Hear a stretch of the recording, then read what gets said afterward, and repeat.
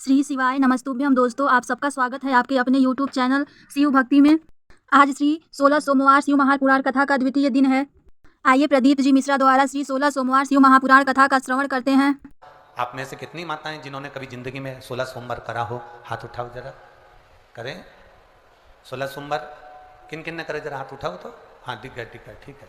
और जितने लोग आस्था चैनल पर सुन रहे हैं, जितने लोग फेसबुक यूट्यूब पर कथा सुन रहे हैं, जितने लोग इस पवित्र भूमि पर छिंदवाड़ा की पावन शिव महापुराण की कथा श्रवण कर रहे हैं, हम आपसे पूछना चाहें, आपने 16 सोमवार का व्रत करा, 16 सोमवार का उद्यापन करा, 16 सोमवार का नियम लिया, 16 सोमवार की पोथी पढ़ी, 16 सोमवार की कथा पढ़ी, 16 सोमवार पे चूरमा बनाया। किसी ने 3-3 बार व्रत करा, किसी ने बेलपत्री का करा, किसी ने चूरमे का करा, किसी ने मिश्री का करा।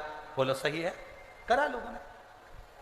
पर जितने लोग आस्था चैनल पर कथा सुन रहे हैं और जितने लोग इस फेसबुक ग्रुप पर कथा सुन रहे हैं, जितने छिंदवाड़ा की पवित्र भूमि पर कथा सुन रहे हैं, हम इनसे पूछना चाहते हैं,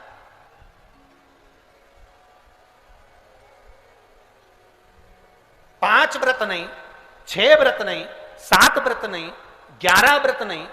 हमारे सनातन धर्म में तो 11, 21, 51, बोलो सही है, 7, 5 ऐसा नियम चला आया है हमारे सनातन धर्म का कि 5 व्रत करना है, 7 व्रत करना है, नवरात्रि के 9 व्रत करना है, 11 व्रत करना है, 21 व्रत करना है, 31 करना है, 108 करना है, 1008 करना है। ऐसे नियम हमारे शास्त्रों का चला आया।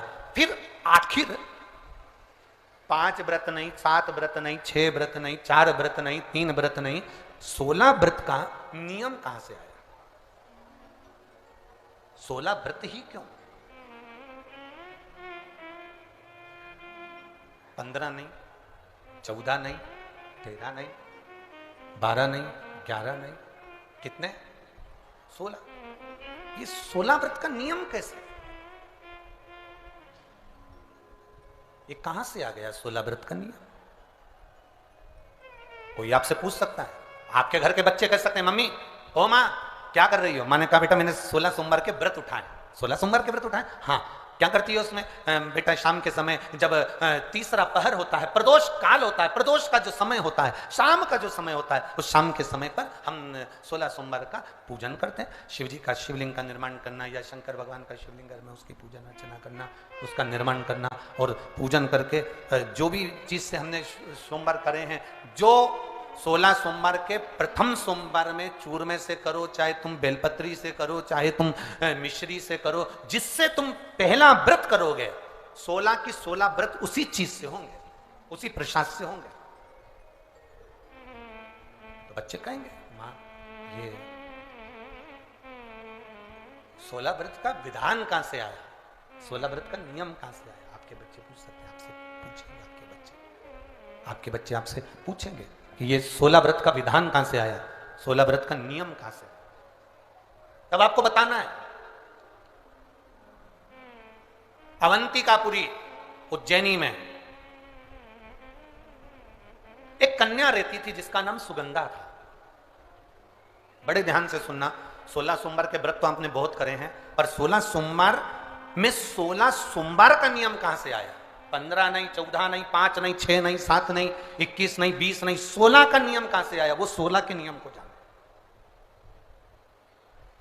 और यहीं से 16 सोमवार व्रत की प्रारंभता है, इस कथा की प्रारंभता। और जिन जिन को स्मरण में ना हो, मेरी माताओं से निवेदन है, जिनको नहीं मालूम है कि 16 सोमवार के 16 व्रत का विधान कहां से आया, उनको आप सुना सकते हो, आप उनको बता सकते हो। अवंतिकापुरी में एक सुगंधा नाम की एक बड़ी सुंदर कन्या रहती थी, बड़ी सुंदर थी। उसमें उसके चेहरे पर बड़ा आकर्षण था, उसके चेहरे पर बड़ी चमक थी, उसके चेहरे पर बड़ी रौनकता थी, बड़ी रौनक। अब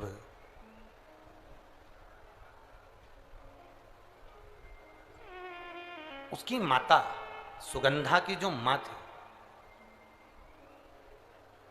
सुगंधा जो कन्या थी, उसकी जो माता थी जिसका नाम रेणुका था, वो रेणुका एक काम बड़ा विचित्र करती थी।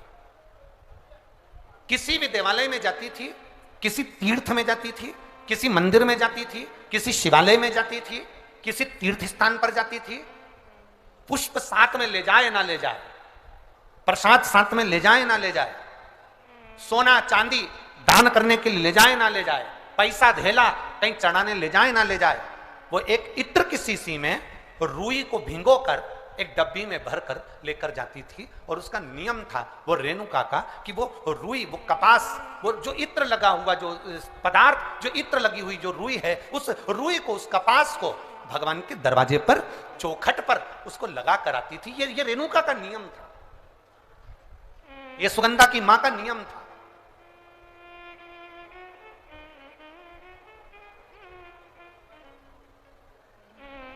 एक नियम हमारी जिंदगी में हम जो लेते हैं, वो नियम हमारे लिए सिद्धता देता है।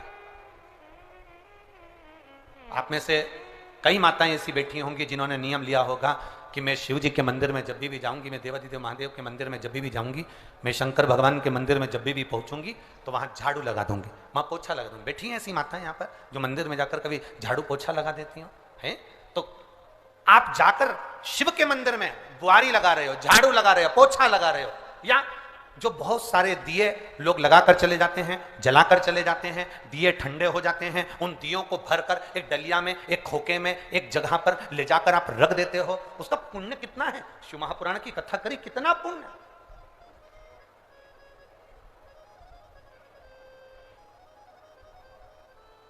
गुरु नानक देव जी ने तो अपने शिष्य वाले से कहा था, गुरु नानक देव जी अपने शिष्य से कहते हैं, संत शिरोमणि में भी शिरोमणि परम पूज्य गुरु नानक देव जी अपने शिष्य बाले से कहते हैं, बाले सुन, भंडारा करने वाला भंडारा करे, लंगर करने वाला लंगर करे, चखने वाला चखे, करने वाला करे। अगर भूलवश भी बाले, अगर कोई भूलवश भी उस लंगर के स्थान पर से मात्र एक गीला कपड़ा कर कर, एक पोछा कर कर, एक बुआरी सवारनी कर कर अगर निकल भी जाता है तो वो अपनी जिंदगी के कई दुखों को समाप्त कर जाता है। गुरु नानक देव जी कह रहे हैं बाले से।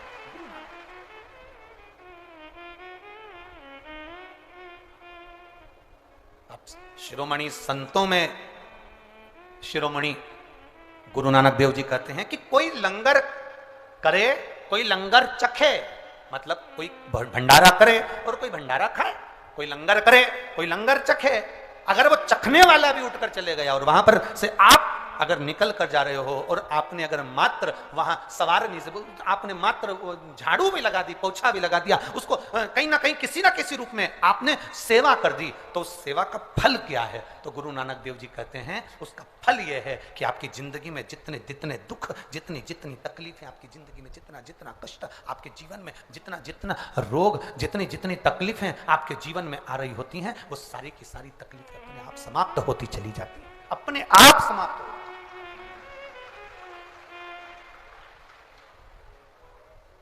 अब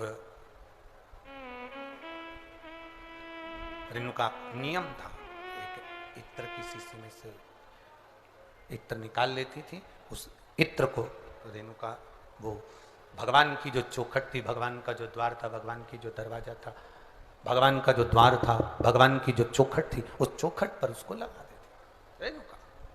उसका फल क्या मिला? अभी इस पत्र के माध्यम से अपन ने सुना, इन्होंने जो फोटो लगाए करे सब, इस पत्र के माध्यम से अपन ने देखा कि डॉक्टर ने कह दिया, डॉक्टर ने बोल दिया कि गर्भाशय में जो बच्चादानी है उसमें इतना तत्व नहीं, इतना बल नहीं है उस बच्चेदानी में कि वो बच्चा सहन कर ले। और पहले भी आपको कथा में कहा, देवता देते हैं पल्ला झाड़ कर और महादेव देते हैं छप्पर फाड़ कर। ये महादेव की देने की रीति बड़ी